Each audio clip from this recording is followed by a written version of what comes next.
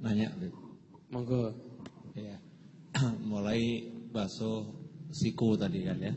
Syaratnya kan dibasuh sampai siku. Pertanyaan ada banyak nih, Bib. Basuhnya itu dari siku ke bawah atau dari bawah ke siku? Nomor 1 itu. Nomor 2, basuhnya kanan dihabiskan 3 dulu baru kiri. Kalau mau sunahnya itu, Bib ya. Atau kanan kiri kanan kiri kanan kiri. Seandainya kiri kanan kiri kanan kiri kanan juga bagaimana? Pertanyaan nomor 3. Saya nanya nanti tak tinggal ya, Bib ya. Enggak guyon, Bib. Serius. Pertanyaan nomor 3. Ya kan semuanya harus kena. Kalau orang pakai tangan palsu, Bib. Karena saya pernah ketemu di pengajian teman saya di Ponorogo kecelakaan, nasallahu afiyah, tangannya itu yang kanan telapak tangannya ya separuh hilang gitu. Sehingga dia pakai tangan sambungan. Pakai tangan sambungan dari plastik nempel. Ya bisa dilepas, ya bisa dilepas. Pertanyaannya itu ya. Itu kan tadi katanya wajib kalau putusnya itu di bawah siku, maka pas yang putusnya itu ya.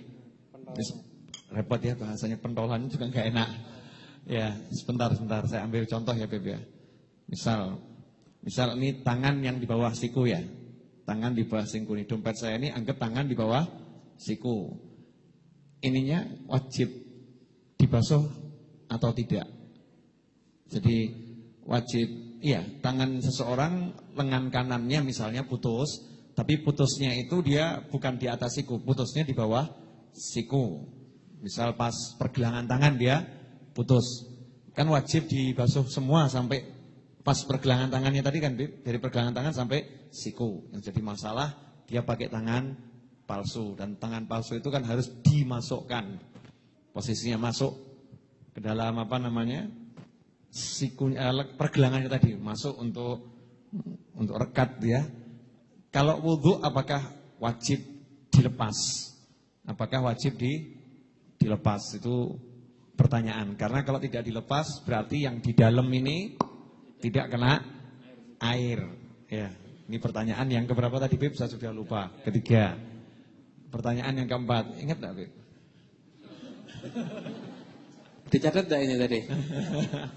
Ingat ya. Pertanyaan yang keempat. Saya tuh pokoknya paling suka nanya. Dulu saya di pesantren sampai guru saya itu gedek-gedek. Karena pelajaran yang mestinya 6 bulan itu khatam kitabnya, gara-gara saya 6 bulan cuma 1 bab itu. Enggak nambah, karena 1 bab itu saya nanya terus, setiap nanya. Tapi alhamdulillah kan bisa dapatnya banyak. Nanya lagi, Bib. Kalau kebetulan ngapunten ya, mungkin ini tidak terjadi, insya Allah tidak terjadi terhadap siapapun. Tapi di fikih itu kan dibahas hal-hal yang mungkin akan terjadi. Ya, mungkin akan terjadi. Kalau seseorang dalam kondisi ya, tangan kanannya jadi satu sama tangan kirinya saudara kembarnya. Kembar apa? Siam ya. Kembar siam. Jadi satu. Jadi tangannya cuma satu sebetulnya. Kanannya ini ya, kanan sama kiri itu jadi satu. Ya rada angel nih, Beb ya. Habibnya golek-golek gitu ya. Kira-kira ini kalau wudu bagaimana? Itu dianggap tangannya hilang satu atau gimana gitu ya? Ya kan? Dianggap tangannya hilang satu atau bagaimana? Pertanyaan yang kelima. Kalau seseorang kerjanya jadi montir kan berhubungan dengan oli dan sejenisnya. Nah, banyak oli berbelepotan di tangannya. Terus ketika wudu itu kan airnya seperti di atas oli. Sebetulnya itu masuk ke bawah kulit atau terhalang oleh oli. Pertanyaan berikutnya, nomornya udah lupa, Bib. Tukang pijet. Kita barusan dipijet, Bib. Biasanya pakai hand body ya. Dicampuri ramuan macam-macam. Sehingga kalau kita siram itu seperti ada air itu seperti enggak ngeresep gitu ya. seperti nggak ngeresep. Sebetulnya itu memang nggak ngeresep atau kita yang was-was gitu loh, Bib. Apakah harus dibersihkan dulu pakai air panas, disabuni, baru bisa diwudhui? Pertanyaan selanjutnya setelah dijawab, Bib, insyaallah. Yang pertama apa tadi? Jenggot sudah. Biasanya langsung jawab ya. Yang kedua? Tangan palsu. Itu yang nomor 3. Nomor 2 ada lagi. Saya jujur, Beb, yang nanya juga udah lupa, Beb. Apa? Oh iya. Wudu dari atas ke bawah atau dari bawah ke atas. Tergantung. Kalau kita dikucurkan oleh orang lain, berarti kayak pakai keran, kita tidak mengucurkan air sendiri, itu dari siku ke bawah. Tapi kalau kita ngambil air sendiri, kemudian kita siramkan ke tangan, itu dari pergelangan tangan ke siku. Tidak wajib, bebas. Sunnahnya gitu. Yang nomor 3 tadi, kanan kiri itu tadi. Itu kalau di bab kesunahan kan ada takdimul yumna alal yusra biasanya. Itu berarti ya 3 kanan baru 3 kiri. 3 kanan 3 kiri. Biar dapat kesunahannya secara sempurna gitu. Terus yang nomor berapa tadi? Tangan sambungan. Jadi tangan yang direkatkan lewat pergelangan tangan. Apakah harus dilepas? Sekarang kasusnya kalau dilepas setiap wudu memungkinkan enggak? Tidak memungkinkan. Kalau nasnya saya belum pernah tahu. Cuma kalau saya mencoba mengira-ngira itu sama kayak diperban. Sama kayak perban. Perban itu kalau memang memungkinkan untuk dilepas ya dilepas. Gitu. Cuma kan tidak memungkinkan. Ya gitu saja. Kalau gitu berarti dibasuh kemudian ada yang diganti dengan tayamum yang enggak kena. Ada yang diganti dengan tayamum. Intinya, Bib, kalau diganti dengan tayamum itu berarti kan memang kondisinya betul tidak bisa dibuka gitu ya. Dibuka. Perban tadi ya. Ya. Kalau ini bisa dibuka misalnya.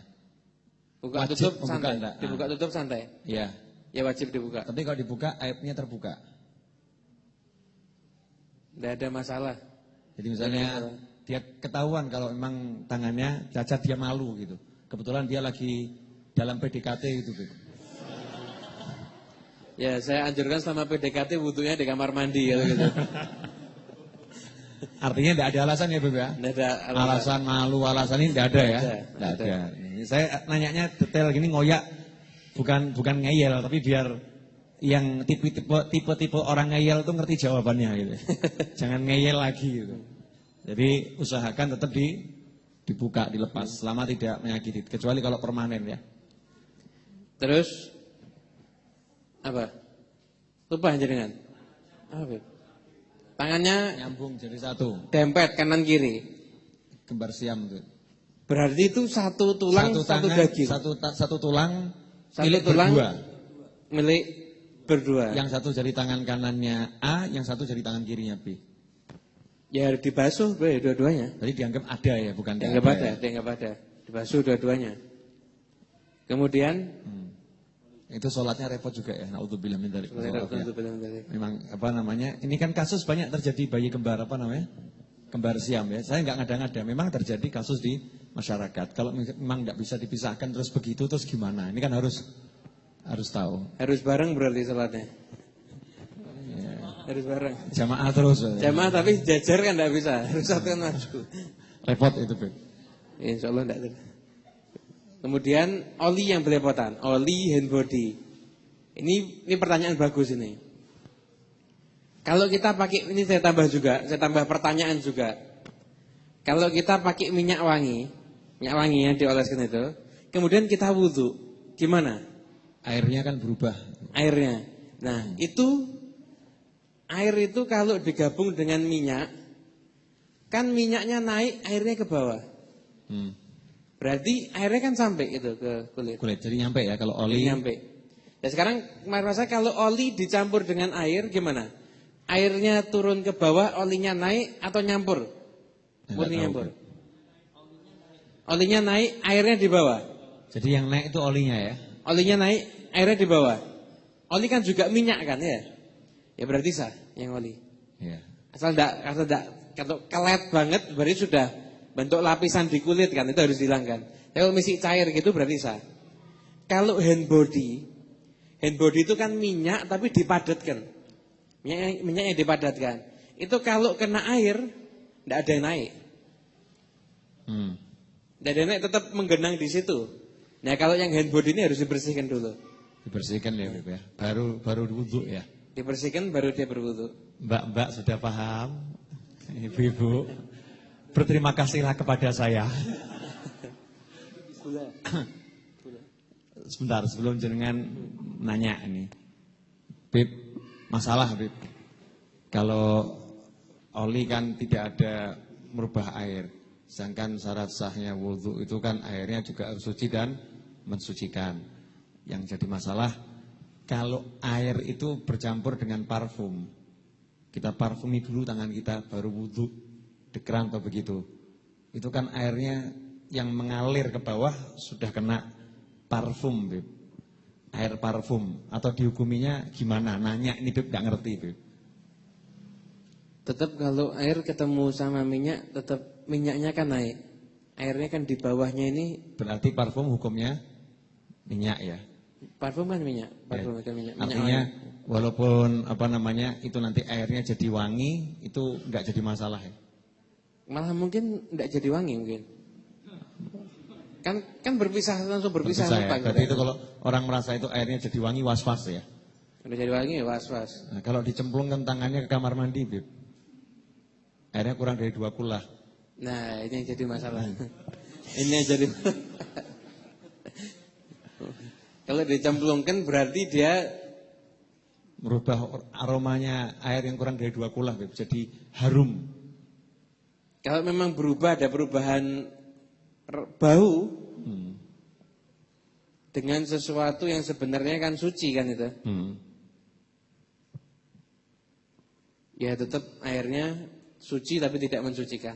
Terima kasih Beb atas jawabannya. Tidak mensucikan.